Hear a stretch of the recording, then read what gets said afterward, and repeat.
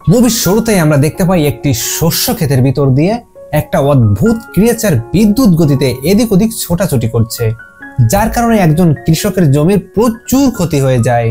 পরের দিন সকালে ক্ষেতের মালিক এসে দেখতে পায় কেউ তাদের শস্য ক্ষেত নষ্ট করে দিয়েছে, যার কারণে সে ভীষণ রেগে যায়। তাই সে তার 3 ছেলেকে সেখানে ডাকেন। তার ছোট ছেলের নাম জন। গ্রামের সবাই তাকে বোকা মনে করত। তখন জনের বাবা বলেন, আজ রাতে তোমাদের এই শস্য ক্ষেত পাহারা দিতে হবে, যাতে করে তোমরা সেই জিনিসটাকে ধরতে পারো যেটা কিনা আমাদের ফসল নষ্ট করছে। কিন্তু এখানে জনের 2 ভাই জনকে বোকা বানিয়ে এই কাজটি তাকেই করতে বলে। এবার জনও বোকাশোকা হওয়ার কারণে সে রাজি হয়ে যায়। এরপর রাতের বেলা জন পাহারা দেওয়ার জন্য রেডি হতে শুরু করে। কিছুক্ষণ পর জন যখন একা শস্য ক্ষেতে পাহারা দিচ্ছিল, ঠিক সেই সময় সে একটি অদ্ভুত আওয়াজ শুনতে পায়। সে পিছনে ঘুরে দেখতে পায় তার সামনে বিশাল বড় সাদা রঙের একটি ঘোড়া দাঁড়িয়ে আছে। সে খুবই অবাক হয়েছে, আর তখন সে বুঝতে পারে যে তাদের শস্য ক্ষেত এই ঘোড়াই নষ্ট করেছে।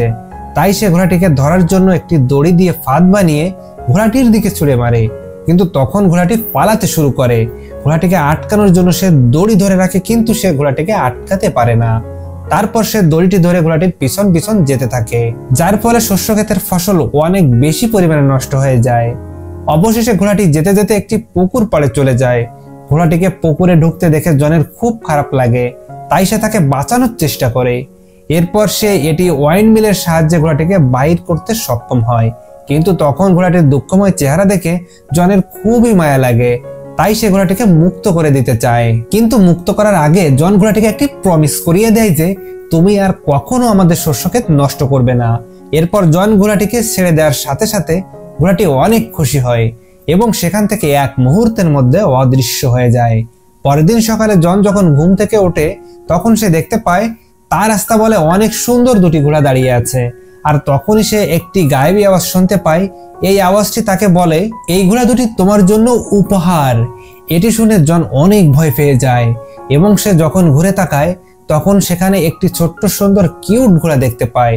আর এটা ছিল সেই ঘোড়াটি যেটা সে রাতের বেলায় বাঁচিয়েছিল।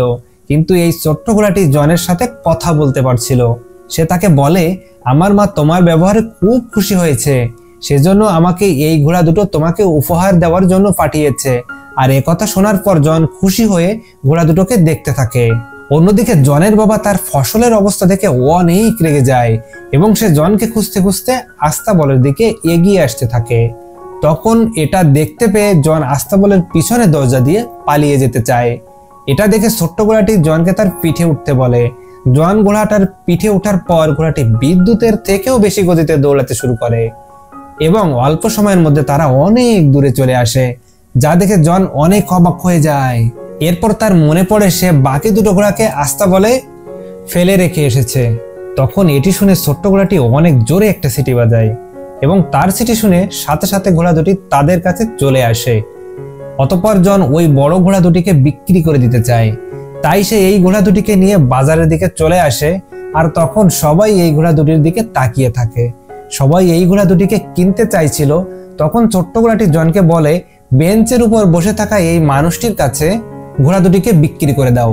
কিন্তু জন তাকে বলে ঘোড়া 2টিকে এসে রাজার কাছে বিক্রি করবে, যাতে করে সে অনেক বেশি টাকা পাবে। তারপর জন ঘোড়া 2টিকে রাজার কাছে নিয়ে আসে। কিন্তু রাজার মন্ত্রী রাজাকে বলে, ঘোড়া 2টি ছেলের হতেই পারে না, সে হয়তো ঘোড়া 2টি চুরি করে এনেছে। এজন্য তারা জনের কাছ থেকে ঘোড়া 2টিকে নিয়ে নেয়, কিন্তু পরিবর্তে তারা জনকে একটি টাকাও দেয় না। তখন জনের মন খুব খারাপ হয়ে যায়। এটা দেখে